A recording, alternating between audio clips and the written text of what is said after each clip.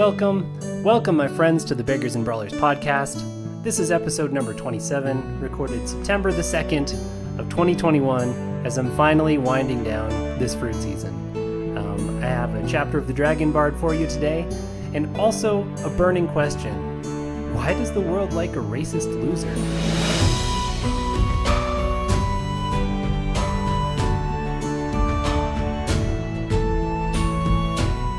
So it's the late fruit season, and that can mean only one thing: extreme senioritis.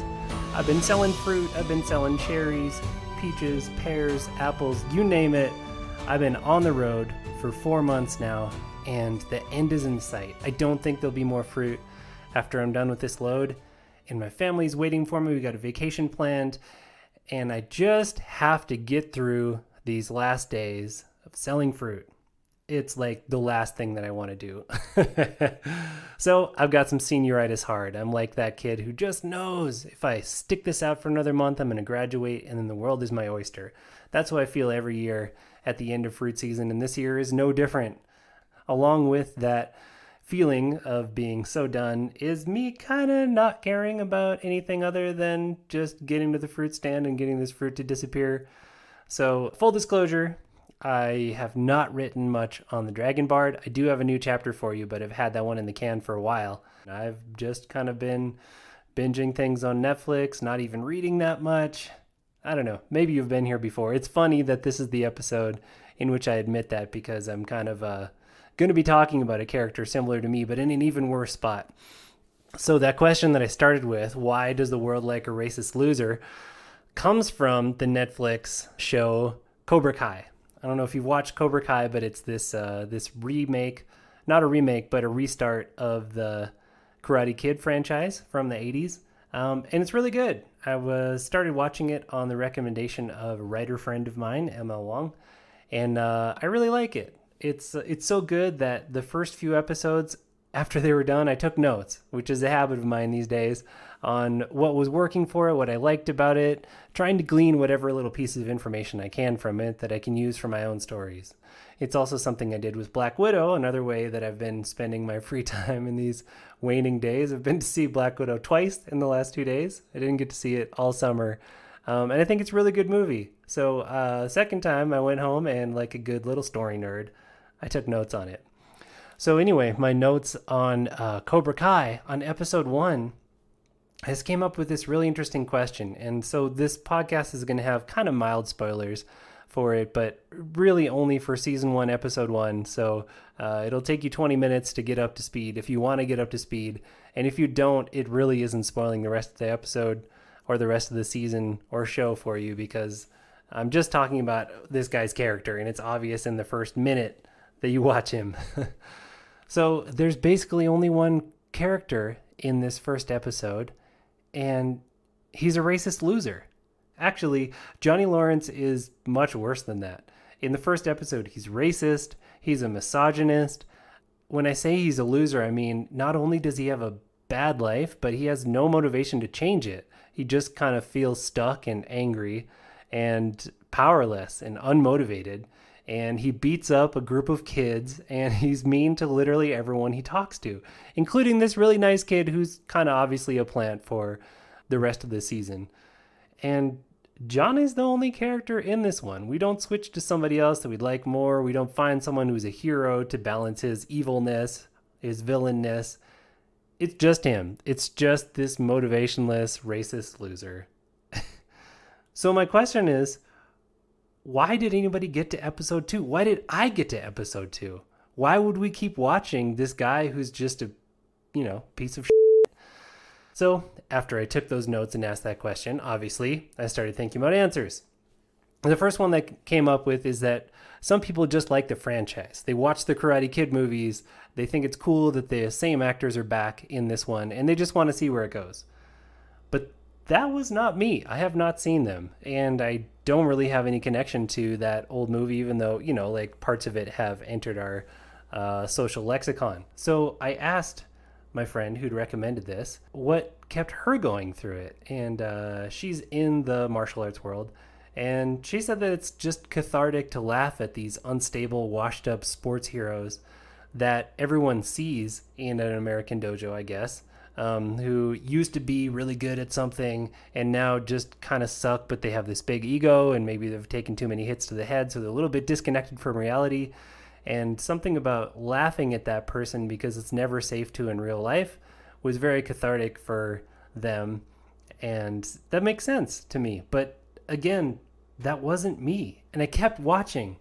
So it had to be something else. And part of me wanted to say, okay, the writing was just good. The dialogue was good, even though he doesn't really get anywhere until the very end of it. The action was good, despite the fact that the character is despicable. As a writer, I was just taken in by how well it was written. And that could be true. It is well written. I think that seasons 2 and 3 are not as well written, but the first one, and especially these first few episodes, is just polished to a high gloss. And there's no denying that even as we're watching this despicable character, we're really drawn in by some of the humor and some of the interactions that he has. There's lots of emotion in there. It's just all the emotions of a loser. But I think this is kind of an easy way out, is just to say the writing is good. What I'm actually asking here is, what about the writing is good? What drew me in? So I'm not going with a cop-out answer. One of the first solutions that I thought of is this thing I learned quite a while ago from my teacher in all things fantastical and fictional, Brandon Sanderson, who has this theory that we like characters based on sympathy, proactivity, and competence. And this is something that's made a lot of sense to me.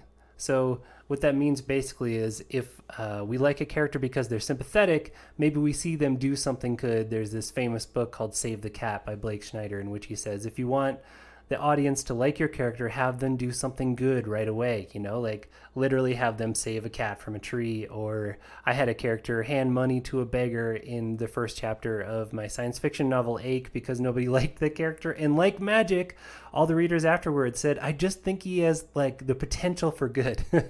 And all I did was slap in that one scene. So if you see them do something good and they have the promise of being a good person, you'll stick with them and care about them. We don't see that from Johnny Lawrence. He does nothing nice or good in this whole thing. He doesn't even beat up the kids when they're beating up this other kid until they touch his car, and then he gets pissed because of his car. So sympathetic, no. Proactivity is another one that Sanderson talks about, that even if we don't really like them, if we see them being really driven towards a goal, that's something that's fascinating. They can be trying so hard at something. So somebody who isn't necessarily sympathetic but proactive, I think of Frank Underwood from House of Cards, if you've seen that show. He's so driven to get to the top of the political hierarchy. He's obviously despicable. He doesn't save a cat in the beginning of episode 1. He kills a dog because he wants to put it out of his misery. We dislike him from moment 1, but we're so caught up in his drive that we want to keep watching him. And he's a good example, too, of competence, this third one that Sanderson talks about. And this is kind of MacGyver too. Like MacGyver and James Bond are sort of blank characters. Like nobody really cares who they are and they don't have much internal conflict. That part's not interesting. But they're so good at their jobs that we love watching to see how they're going to pull off whatever they're trying to pull off. And Frank Underwood is like that too. He's trying to be president when he is like a despicable politician. And each season he gets closer to that. We're so interested to see how he's going to pull it off. That we keep watching. So I think Sanderson's idea makes a lot of sense to me. If a character is sympathetic or proactive or competent, we'll care about them and be hooked on their story, even if maybe they don't have all the elements. And then he says, like you can ramp up those other elements as the story goes on, or ramp them down if you want people to start disliking someone as they're turning into a villain, etc. But when I think about Johnny Lawrence from Cobra Kai Season 1, Episode 1, he is not sympathetic. He has a tormented past, but it's the tormented past about which he's just being a sore loser. So that's not very sympathetic. And he drinks and drives on his way to have this dark night of the soul. So no, not sympathetic. Proactive. At the end, he takes a turn for proactivity, and to me, that was a really strong hook. And it made me really want to keep watching the show, but it was so strong in part because he's been the opposite of proactive this whole time. He's in a job he's not trying very hard at. When he loses it, he doesn't try very hard to get it back. He just says like, F you, man, I'm done anyway. And yeah, he does nothing to better his situation, even though he lives in a dive and is an alcoholic, etc. So not proactive. And competent, when he beats the kids up, we do see that he's better at karate than a bunch of random kids. But that's not really saying much. And it's in such an unsympathetic situation anyway. And then he gets caught at the end because he's already drunk. So, no, he doesn't come off as particularly competent even. So, Sanderson's theories of why I would care about a character also fail. So I went back to the drawing board again. Why do we like this racist loser? Maybe Sanderson needs a fourth category, which is loserdom. Maybe we can all identify with a loser. We all have sympathy for someone who really has no sympathetic traits because we all have been there, or we all at least feel like we've been there. We've been that loser that nobody cares about. And that's a kind of built-in sympathy. This is a theory that I have. I don't know if I'll ever test it because it's a bold move, but I do think that maybe when someone's in a bad spot, even if they're despicable, we're still going to have sympathy for them. But I think more than that, the answer that I came up with, and this is not the right answer, this is just what I've come to understand about why I kept watching this show, because none of the other answers applied to me, is that a story is a promise that things are going to change. And this guy is such a loser that we just can't believe that anyone could stay a loser that long. And to be fair, in season 1 at least, they really draw out him still having those loser qualities except for the proactivity. He gets proactive, but he's still racist and he's still mean and still has really bad ideas about the world. And we still watch him. So maybe it's just because he's proactive. But in that first one, because they were focusing on him so much, I just knew he couldn't stay this much of a loser the whole time. I think I was just really curious about where are they going to go with him? What can you do with this character who's burned all his bridges? What can he possibly do to turn things around? And he does show some proactivity in his final move, or he shows some competence in his final move towards proactivity in how he turns around this insulting meeting that he's had with his stepdad after he gets out of prison for assaulting those kids, etc. He shows some real talent there too, so that might be part of what drew me in, but mostly I think it was the proactivity. I think I kept watching just because I was like, there's a reason they're showing me this guy, even though he's such a piece of and you know what? It was true. And in later seasons, he actually starts to have some deep changes as a character, even if they come slow, and he goes backwards in all of those things. So anyway, that's what I landed on. That's why I think we like watching a racist loser. But if you've seen the show, I'm curious what you think about it, because honestly, like, we all should have hit stop after 5 minutes, and we didn't. They have 3 seasons now. Who knows if they'll have more? This thing is popular, and everybody got through that first heavily loser episode, which is funny because later on they start to talk about how there are no losers in this dojo.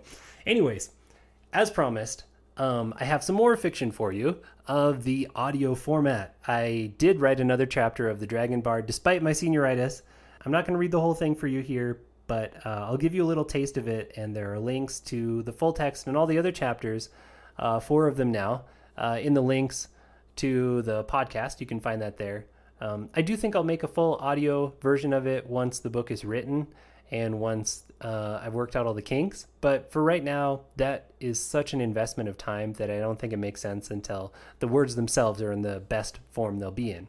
But for just giving you a little taste on a podcast, yeah, I think I can do that.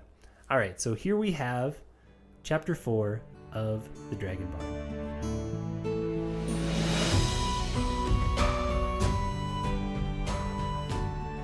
Chapter 4. Makina pushed through the scaled curtain, night air fresh on her face after the stale heat of the hut and its dragons.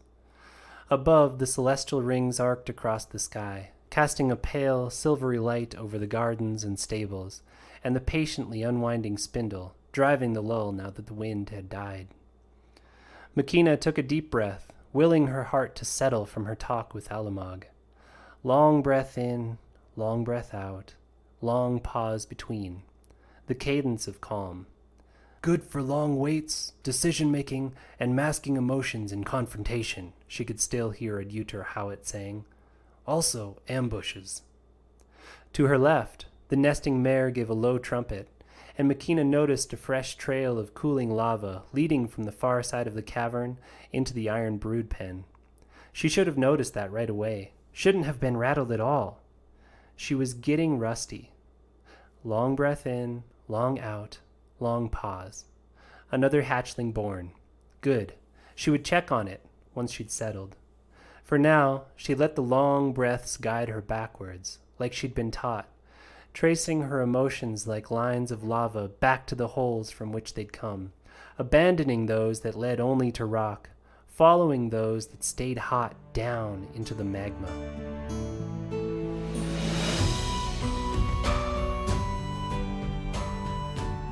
All right, I think I'll leave it right there. There's a lot more to that chapter, but yeah, there's a little taste of it for you. Go read it. I'll have another chapter for you next week. Hopefully, if the senioritis doesn't get to me even harder than it has. Hopefully I'll be done with fruit and that writing desire will pop back. But for now, I'm going to get back to binging Cobra Kai and patiently awaiting the end of this long, long fruit season so I can see my kids. Kind of like Johnny Lawrence, I don't think the fruit season can possibly stay this bad for this long. So I'm just going to stick it out and have a little bit of sympathy for the end of the fruit season. Anyway, I hope this podcast finds you well and in the company of good books. Till next time, my friends, read on. For more information on Levi Jacobs and his books, including the award-winning Tidecaller Chronicles, please visit www.levijacobs.com. Or for a free audiobook, only available to podcast listeners, go to www.levijacobs.com/free. Thanks for listening, and read on.